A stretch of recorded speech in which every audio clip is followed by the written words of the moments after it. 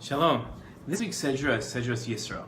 A father-in-law's relationship with his son-in-law is fraught with awkwardness. A daughter is a father's prized possession. Giving her away to another man is one of the most challenging parts of fatherhood. A father-in-law and son-in-law are united in their love of the same people, their daughter and wife, and children and grandchildren. A father-in-law must exercise gargantuan self-control to keep his opinions to himself and allow their son-in-law and daughter-in-law to develop into their own joint identities. This week's Torah reading features a unique relationship between a father-in-law, Yitro, and his son-in-law, Moshe. Yitro is introduced with three descriptions: his name, his position, and his relationship to Moshe. Excuse me while I read a little, but just hear me out. God recorded Yitro, the priest of Midian, Moshe's father-in-law, heard all that God had done for Moshe and for Bnei Yisrael, his people, how God had brought Yisrael out of Egypt. In the continuation following Yitro's introduction, God refers to Yitro numerous times, each time with a description, but never again with the title priest of Midian. He now is solely called Moshe's father-in-law. We see this phenomenon multiple times. So Yitro, Moshe's father-in-law, took Zipporah, Moshe's wife, after she had been sent home. Yitro, Moshe's father-in-law, brought Moshe's son and wife to him in the wilderness, where he was encamped at the mountain of God.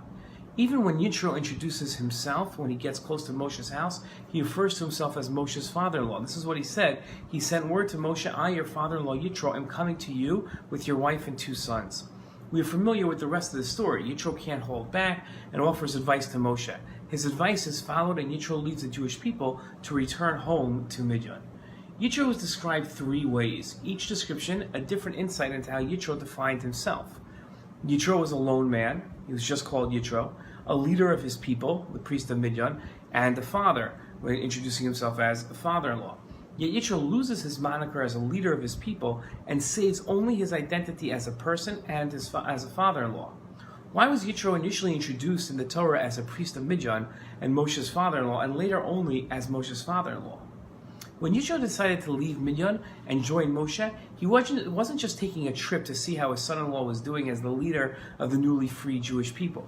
Yitro was spurred to leave his land for more than a vacation. He was coming to see if the hype about Judaism was all that he had heard. In leaving his people to investigate another, he was lessening his commitment to Midian. He lost his title priest of Midian and was left as a lone individual. He joined the Jewish people as an honored member. He wasn't just Yitro, he was Moshe's father-in-law. It was a title that would stick and by which he would be honorably defined for the rest of his life.